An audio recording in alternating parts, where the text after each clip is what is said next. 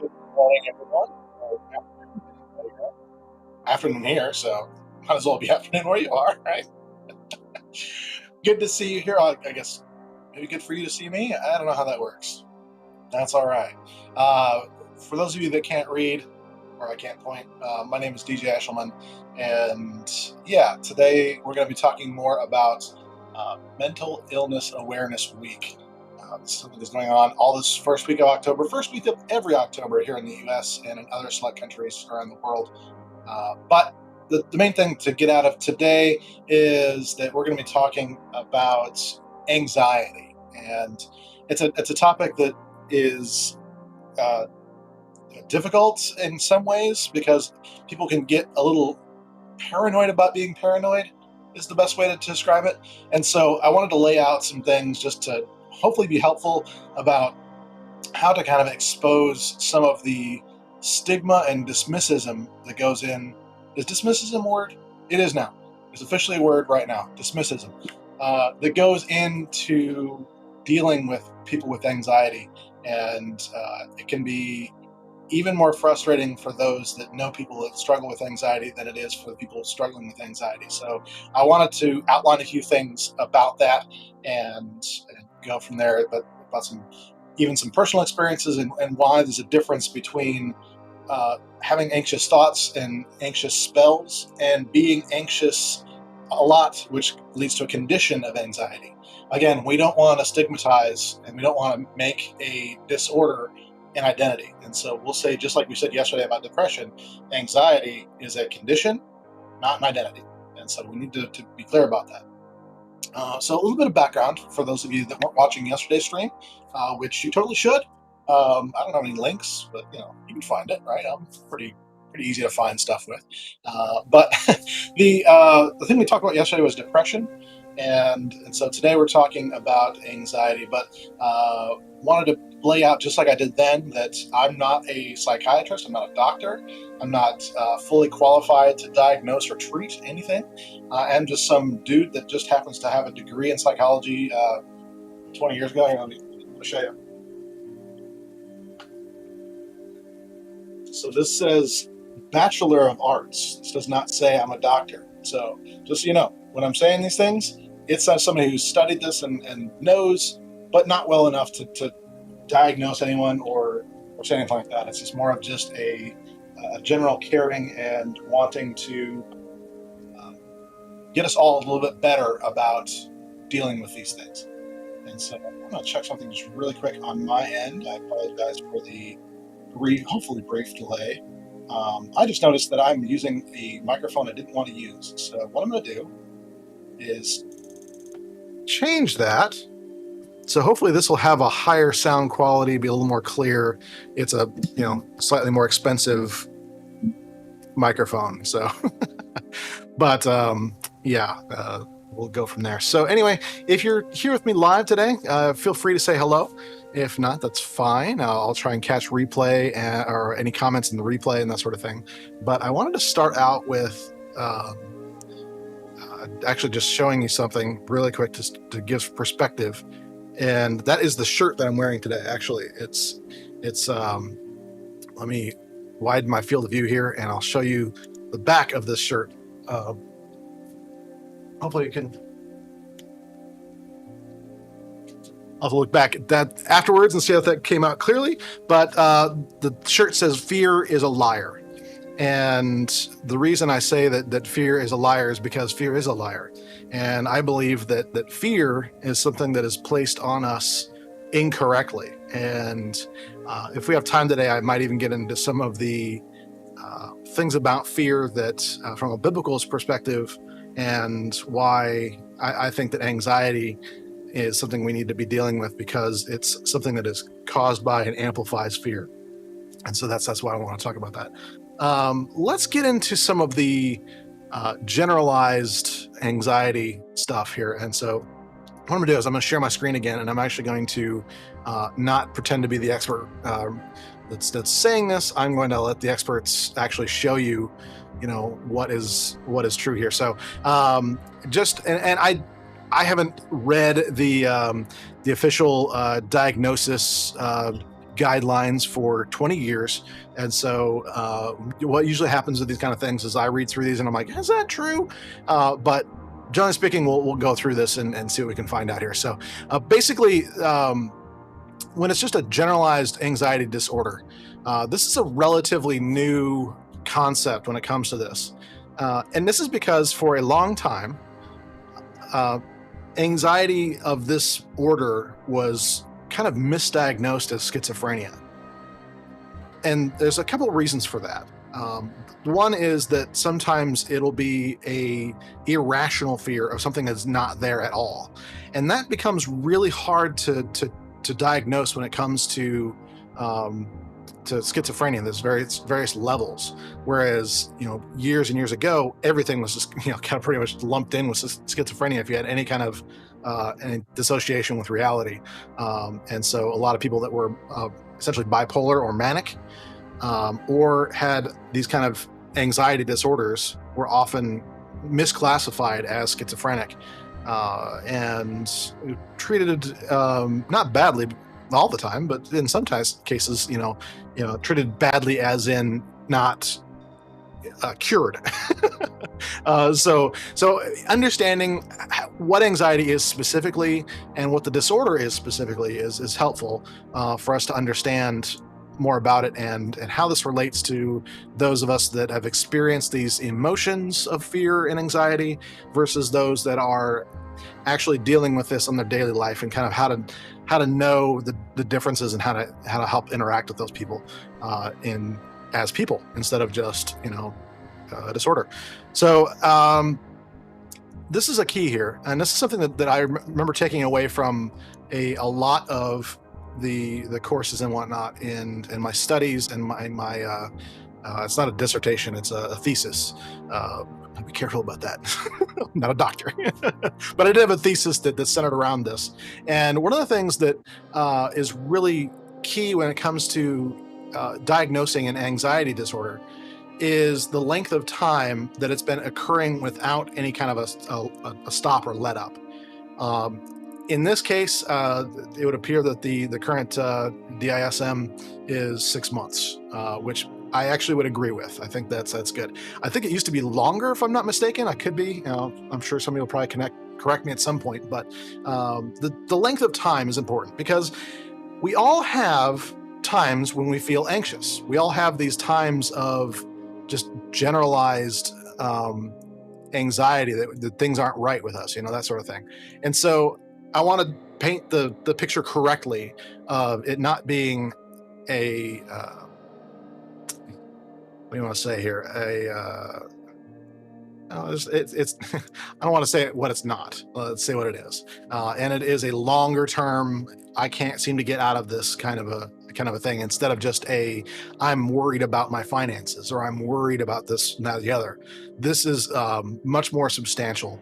And so some of the symptoms are the same. And this is why I wanted to bring this up, is because you have these kind of things that they can look like other things. They can look like depression. They can look like just, I'll give an example. I've talked about this publicly, so I can talk about this here as well. At one point in my life, recently, or last few years anyway, I was fired from a job for something that I had done that didn't know that was really something wrong. It wasn't like morally wrong or anything like that. It was just something where I thought I had permission to publish something that I didn't. And so for a good many, I would say a month and a half or something like that, had a lot of these kind of symptoms because I was so worried that something worse than being fired was going to happen to me. Grace of God and people that are still friends with me to this day that were involved, that didn't happen, thankfully. But it doesn't mean that, we talked about depression yesterday. We talked about the feelings of, oh my gosh, I was so stupid, I can't believe I did that. That still happens. I still get that feeling, like deep in that part of the gut is where it kind of expresses itself, that you have that. And so anxiety is similar to that, but it usually ends up being that on edge thing where you're looking for the trouble. You're looking for the reasons to justify that. you have these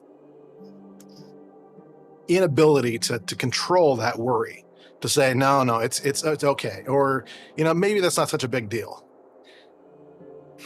I'm bringing this up today a lot because these are the kind of things that I see a lot of in our society right now. I see a lot of, people worried about, and I'm not going to say the words. I'm not going to get onto, you know, those lists or whatever that are going on right now, as far as the when your words are being twisted or sometimes just categorized. Thanks for what you're saying, because the transcription is going on. It's a thing that I've proven it's true. It's not just a paranoia thing. It's just like something that's actually a benefit in my case, of somebody who's a content creator. I know that I can say the right keywords and get in front of the right people. It can be a positive thing, but it also means that there's certain things that we're talking about in society lately that cause this nonstop feeling of that. And so these kind of things can actually accelerate that. And so I want to take it head on, but not take it head on, if that makes sense.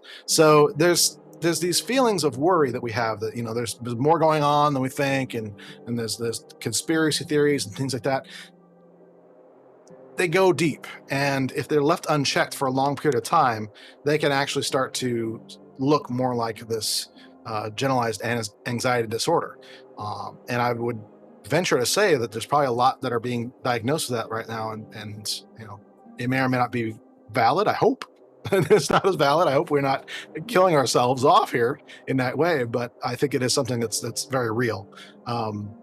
I'll say also about anxiety, we don't really know a lot about how it's truly caused or whatever. There's a lot of theories going on out there, but there's just as much about, can you bring it on yourself? Is it genetic? There's a lot of discourse about that to this day, and I don't know if we have really any kind of solid answers.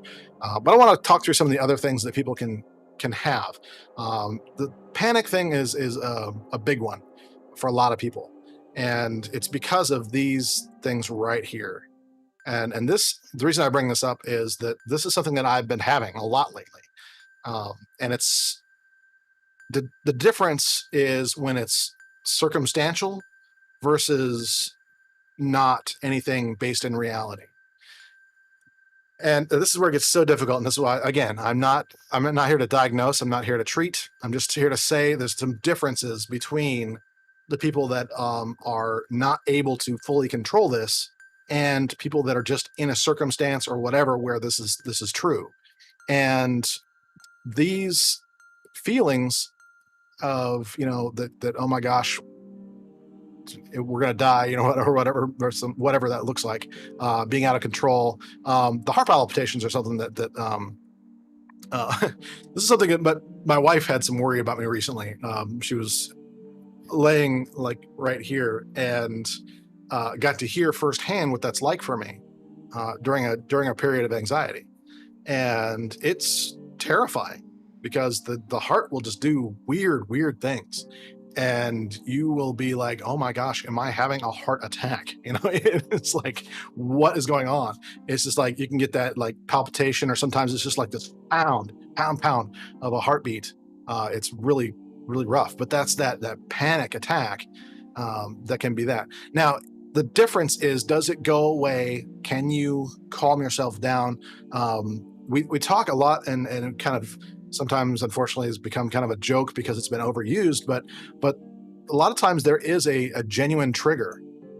I've been around people in various circumstances long enough to realize that there's a difference between somebody who's genuinely triggered and someone who says they're triggered for attention. I wish I wasn't having to say these words, but I've been seeing enough of it in the last 4 or 5 years that it's starting to upset me a lot, because I've been around people that genuinely experience a trigger and cannot stop themselves. They have that level of panic attack, not, oh my gosh, oh, sorry, that was really bad. But I'm sorry, it's tiring for me, because I'm somebody who has actually worked in a psychiatric hospital. I've seen someone who's genuinely had a trigger event put them into a state of, genuine like shaking. There's a level that's beyond what we kind of just say these words as. And so the more we say these words, the more it actually ends up stigmatizing those that have these genuine conditions. And it makes me upset sometimes. So I want to be careful about this, but only to a degree. I'm sure I'm triggering somebody right now in that kind of emotional, offensive way. Being offended is not being triggered, all right? Well, let me say that again. Being offended is not being triggered. Being triggered, as far as a panic attack goes, is something very, very different, and we need to be appropriate with that. Otherwise, we are basically cheapening and dehumanizing the people that are genuinely having these disorders. So I'll get off my soapbox for a second here. So this whole thing right here is another thing that is really key to the disorder versus just being in an emotional state that is, somewhat temporary. People that are experiencing this are less likely to want to leave their home. They're less likely to want to go out. It says right here that it can often cause a compounding effect, like agoraphobia can come out of this, because you're just so concerned that if I'm in those situations, I might be triggered again and might go into this panic. And you know what? I don't want to introduce that to myself because there's no way I can control it. That's true panic, anxiety disorder, right? That's what that really is. So if you know someone that is in these kind of situations, the best thing you can do is not push. There's I hate to say it this way, but when somebody is in that place, what they need is help. They don't need to be pushed to get better, that sort of thing. If it's this, they're just so afraid of going out because, X might happen, or they're just that much concerned that if they leave their house, they're going to die. Like if they have that kind of level of fear, I hate to say this, but the fear of going out and getting sick because you've left your house is nothing new. And that's something we've been dealing with, but we're seeing a lot more of that in the last 5-6 years, for sure. There's a lot of countries that are dealing with this in a lot bigger way than we are in America right here, where I'm from. But this is something that it's something that it's really difficult to know what to do. Ultimately, if you have someone that's in that situation and you don't know how to help them, the best thing you can do is to reach out to a professional, explain the situation, and get some advice on how to best approach that. And it's one of these reasons why this was often miscategorized as schizophrenia for so long, is because the responses can be similar. The difference between schizophrenia at a high level is that somebody who's experiencing schizophrenia is probably not going to be aware of who you are. In a lot of cases, that there's this level of paranoia. They will have dissociated completely. Reality doesn't really register completely, or just parts of it will. I'm overgeneralizing, but that's something that is tough. But I want to go into some of the other phobias just really quick, and it's not to misalign anything here, but just to know that a lot of times people have fears of certain things. I have a fear of heights, which is really funny because I've spent a lot of my life flying. Now, when it comes to a what we call a fear of heights, I wouldn't say I have a complete phobia of heights. I don't avoid it like I cannot be near it. It's one of the things where it's just an extreme discomfort. Like I have those thoughts of falling, and it does something to me physically. It's something I'm not comfortable with. My wife wanted to jump out of an airplane, and she wondered why I didn't want to go with her. It's because of that. I knew I couldn't deal with it. It was a bad day for me. It's a great day for her. She had a blast, but it wasn't a great day for me. But this can be wider. But the difference here is that if that fear is so intense that you will actually um, actively avoid other things as well, out of fear that might be bigger than what it is. And so that's a phobia that can be kind of lumped into this anxiety. Social anxiety is something that I've seen a lot of, and this is where I'm going to talk specifically to my friends in the IT and kind of geeky communities for a second. Is that a lot of times I find that people with these kind of disorders will oftentimes find themselves in these careers more often than in like sales, for example. And so I'm not saying that we need to handle things with kitten gloves necessarily. That's an expression that means you're trying not to do anything to hurt them ever. But at the same time, it's good to recognize people's boundaries and recognize that a good many people that are in information technology won't know how to communicate with you because they are oftentimes dealing with some level of this social anxiety. And so there's a lot of times that this happens. And I'm blessed to be kind of in between that, of being somewhere in between, being a little bit uncomfortable at times around crowds, but at the same time being able to push myself through it and do those kind of things. But there are those that I've encountered over the years that I can see, oh yeah, they've got a social anxiety disorder that's been either diagnosed or undiagnosed, and I'm not going to call them out on the rug about it.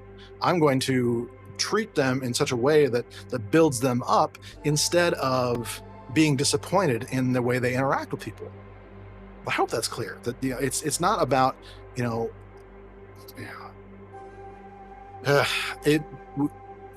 We say a lot about equality and things like that, but when it comes to these kind of things, we can't treat everyone the same way.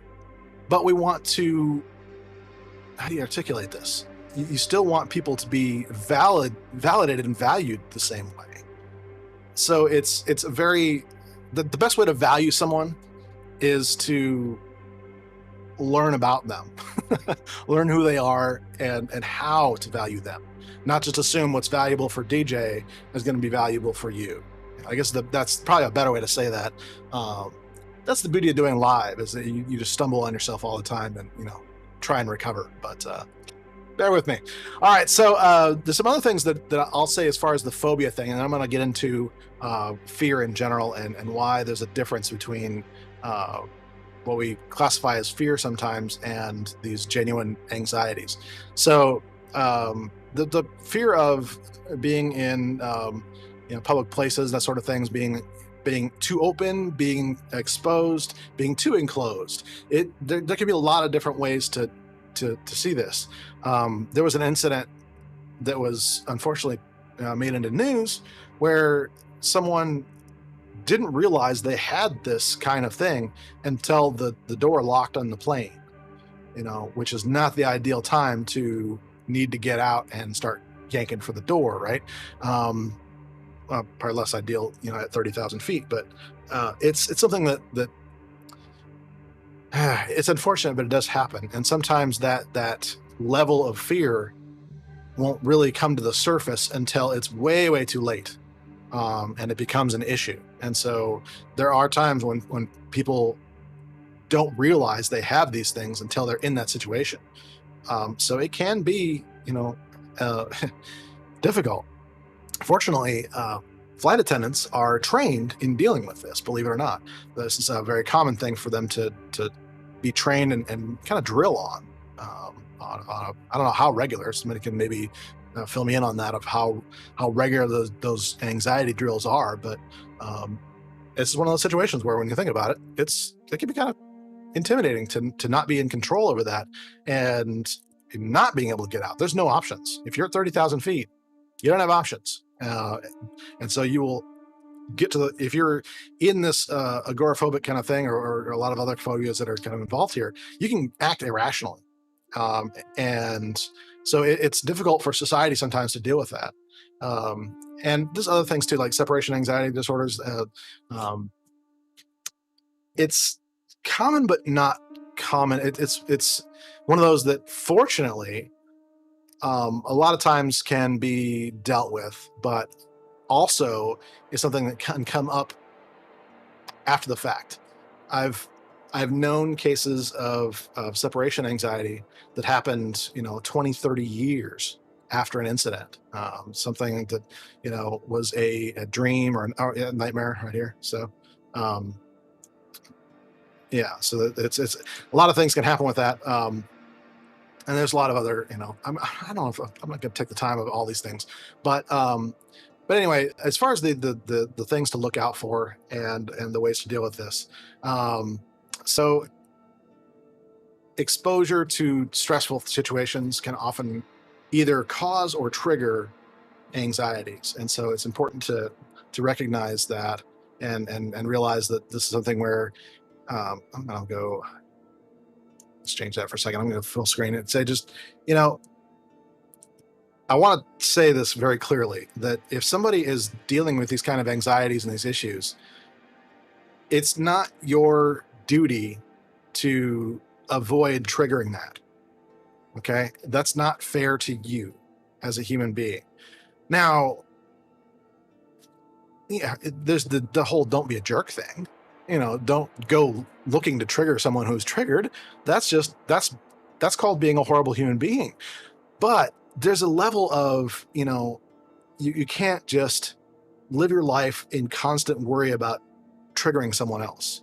And this is where, again, the misuse of the word is becoming a hot button for me right now, is because it's causing a whole new kind of anxiety that's almost as bad as the anxieties that the people actually genuinely have.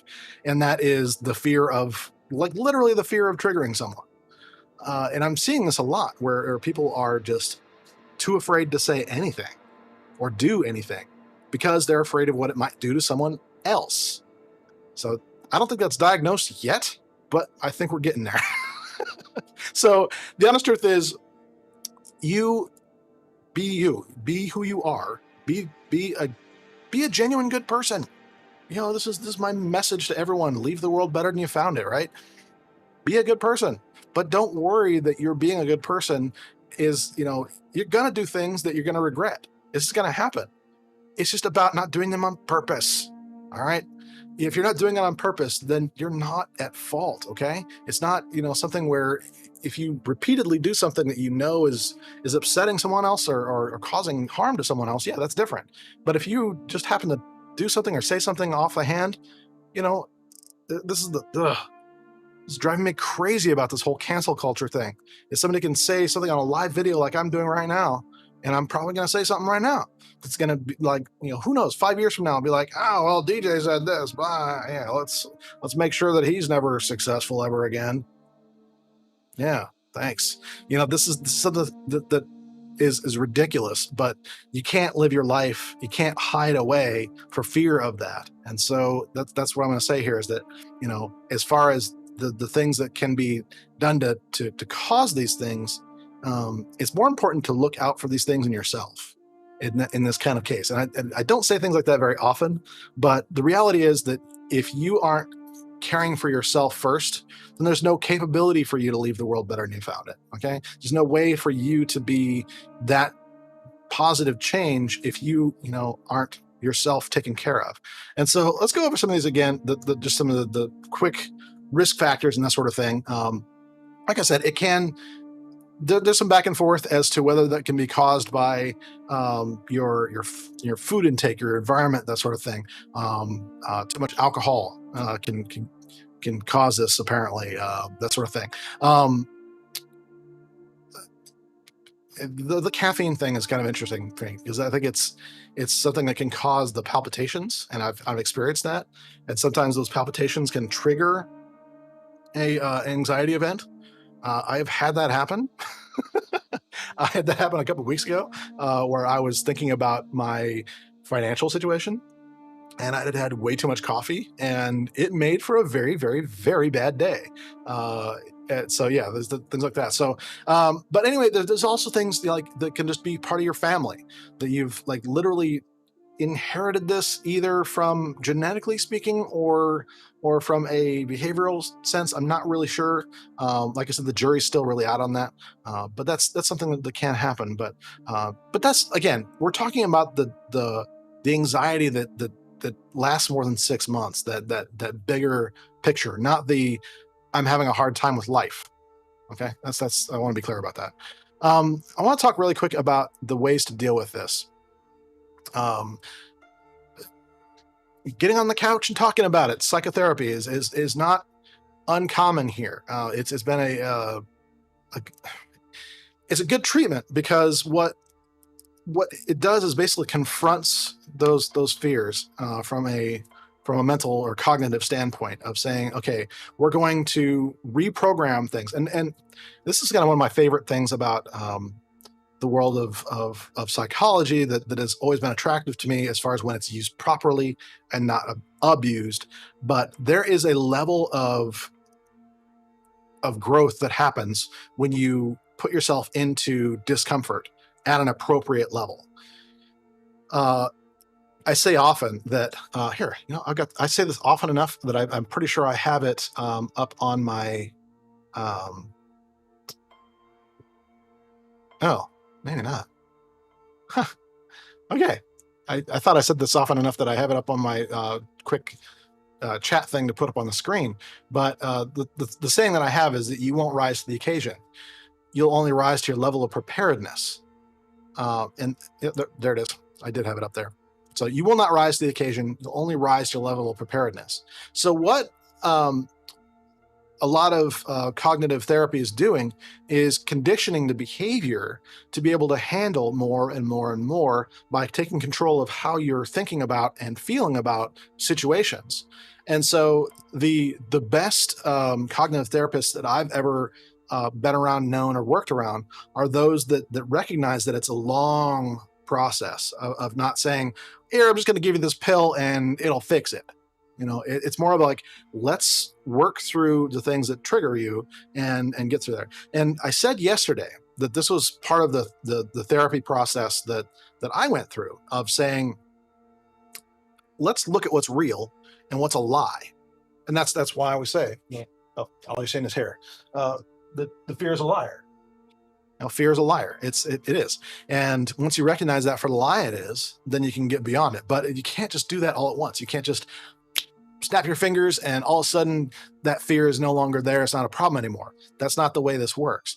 You have to get yourself to those points. And so in terms of how this is dealt with professionally and how this is dealt with on a normal you and I kind of a basis, this is exactly how I deal with this. If I'm feeling anxious about a situation, I will get into the nuts and bolts of this and say, okay, what's some ways I can kind of deconstruct this a little bit?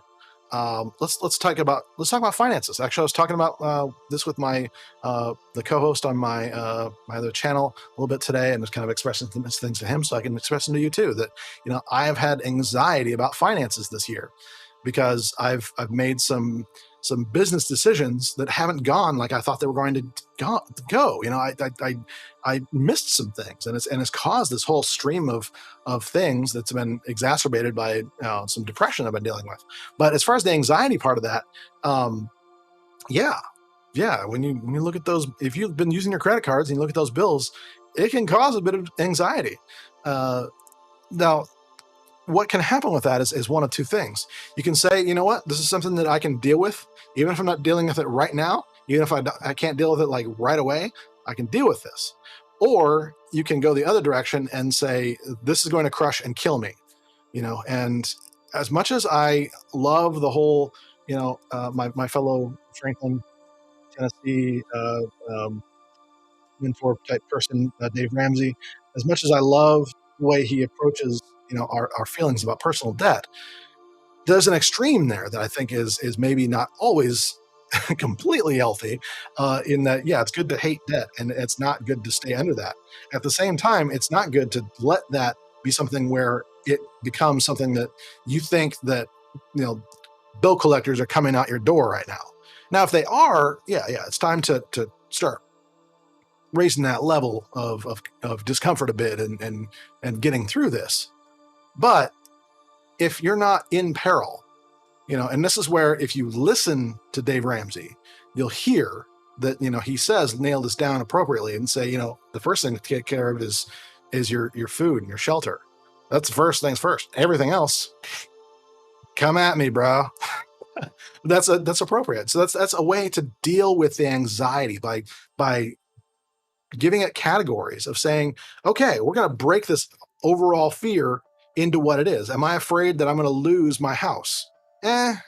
Maybe. Am I afraid I'm going to lose my car? Maybe. Which is worse? Well, gosh, my car is, just something, it's a car, especially these days. I'd be more afraid of losing my internet access on my car at this point.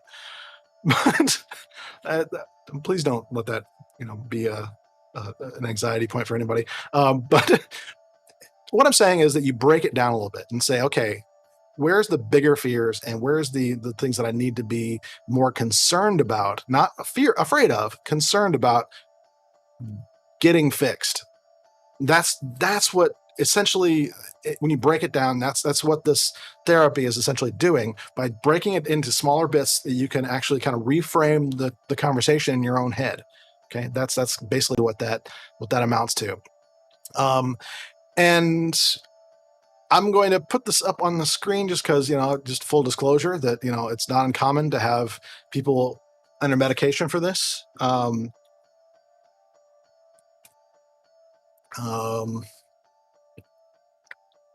to say this appropriately. There's no appropriate way to say this. I'm just going to tell you my experience. This is why I left psychology. I saw this being done more than trying to help people. I saw pharmaceutical companies influencing this far too much for things like this, where it was just easier to get approval from like insurance companies and things like that to do a pill than it was for therapy.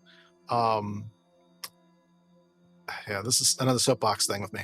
Can you tell I'm passionate about this? Can you tell that's something I can get upset about? This is one of those areas where instead of, wanting to genuinely help people and equip them for a better future, we just hand them a pill. And insurance companies are not helping. I'm sorry to say that there's because it's hard to demonstrate a result or be able to give this as a specific diagnosis. Tends to be medication, unfortunately, it tends to be the first thing people go towards, which I find personally to be an enormous mistake. Now, that being said, again, the vast majority of people that deal with anxiety are dealing with either episodes or temporary anxiety, not a disorder. Okay, so that is something where that's the other reason why I find it a little bit disheartening that medication tends to be handed out like it does. But I'm not saying that's always true. And if you are somebody that's in the psychology field and can correct me or whatever, feel free. But generally speaking, 20 years ago, that's what I saw. That's why I left, moved on. I'd much rather be a coach and help people in that way than be part of that system is what I decided. So that's where we're at. But there are, the medications have changed quite a bit. It's not as, it used to be basically just you were a drooling mess for a lot of the medications that were given out for anxiety, because they were the same things that were given out for schizophrenia. So that has changed. We're not seeing people given like straight up tranquilizers as much anymore, but a lot of times these drugs can be good and bad, especially if you are somebody who is dealing with both anxiety and depression, which is not uncommon at all. And so these and again, this is another area of debate still today, especially when it comes to MAOIs. This actually did. It's to say that I've had some personal experiences and exposure to this, that it can be bad to do in an unsupervised kind of way. but that depends on the situation a lot of the times. But anyway, it's really anxiety and depression at a certain level really can need medication to be dealt with. That is literally true, and so I don't want to minimize that at any way, any stretch. I know of people that are living normal lives because of the medication they're taking, because they're whatever it is. I don't know if it's genetics or whatever it is, but basically it gets to a point where that's the only way to really deal with it and live a normal life. And praise God for that. All right. That's awesome that they can actually do that. And there's other things too that have been like the beta blockers and things like that. There's even some supposed over-the-counter stuff for dealing with this too. I'm not going to speak to that again. My goal is not to do that. That's something for a doctor to do in that kind of way. But what I will say is that support groups and stress management techniques are very much things that I'm very supportive of, and I've seen a lot of breakthrough in. And so I'm very supportive of those. It sounds weird to say that people with anxiety can help other people with anxiety, but the reality is there's nothing like exposing fear for the lie it is when you see it in others, and then you start seeing it in yourself and going, wait a minute. If they're being lied to, I'm being lied to. It's all a lie. Sorry, I've been watching too much Friends. I'm going the full-on Chandler. I apologize. But seriously, though, it is something where they're, like I said, I get fired up about this because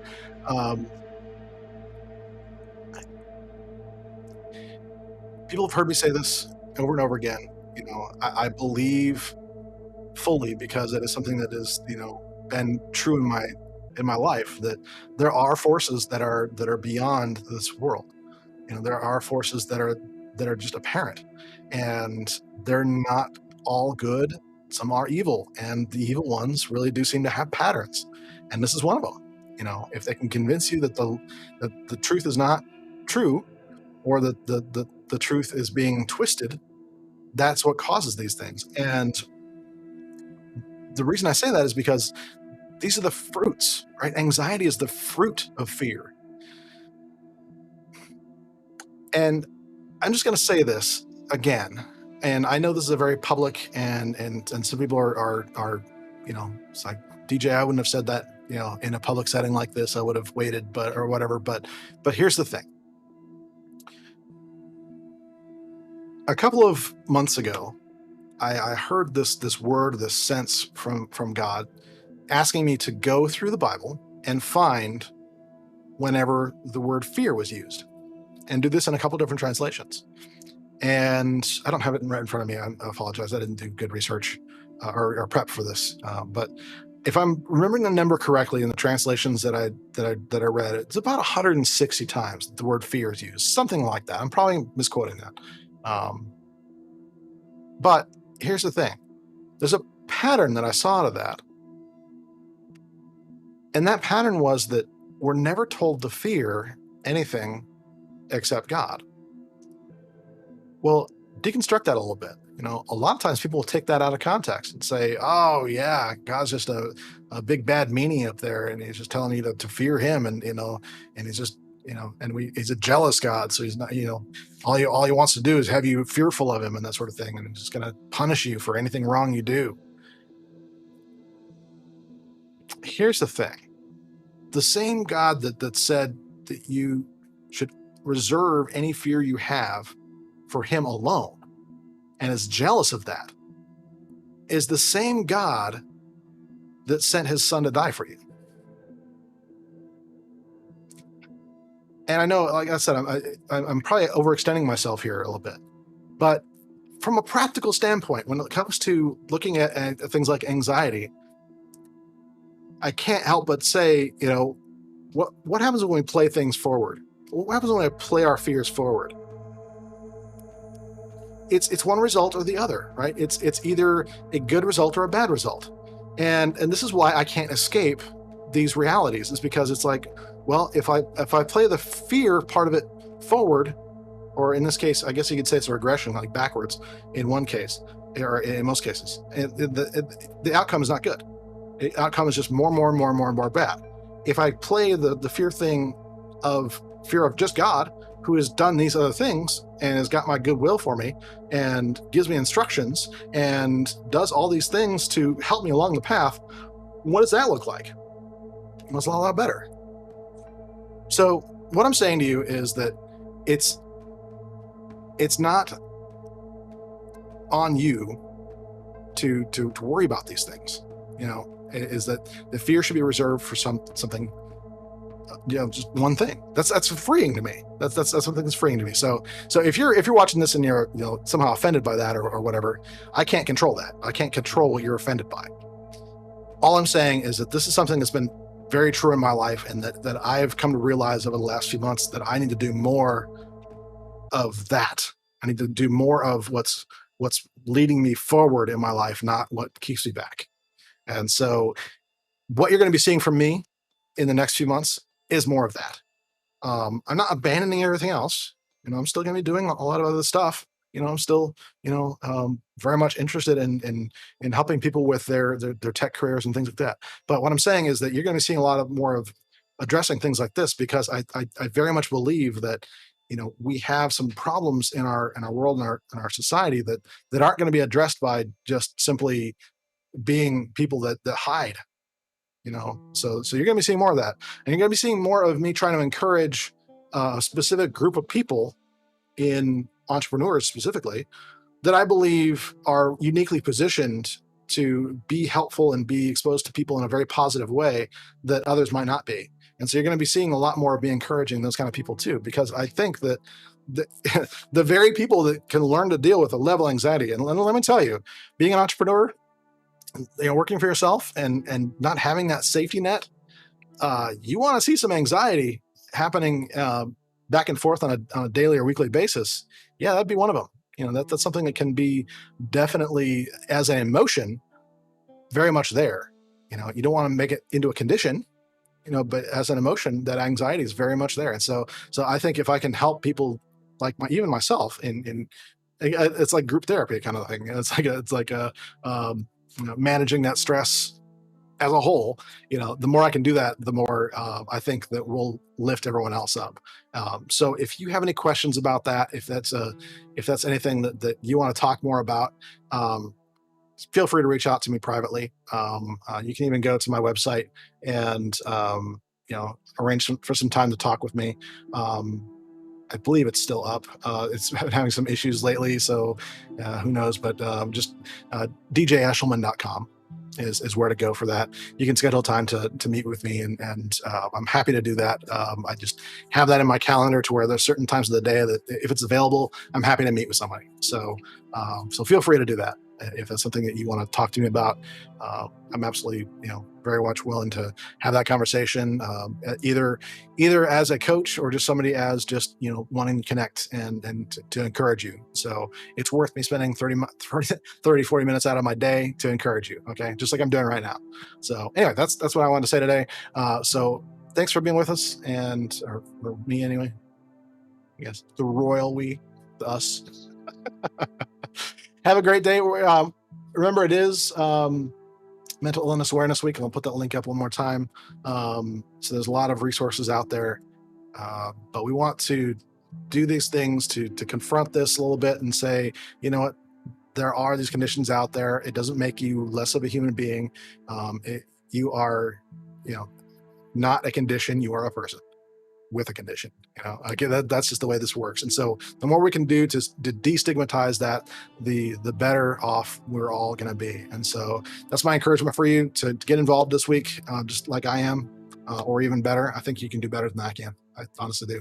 But anyway, that's where we're at this week. So I will be talking tomorrow a little bit more about some of the other things that are maybe more common that I've seen a lot of. I don't know how much we're going to talk about things like schizophrenia and things like that, but I do want to get into talking about bipolar, or what we used to call manic depressive. I want to talk about manic. I want to talk a little bit more about depression, and we're going to get into some of the other experiences and stories and things like that. And we'll get into that tomorrow. So 12:30 Central Time. So whatever that translates for you. We'll be back on all these channels tomorrow at that time. Have a great day. Love you all.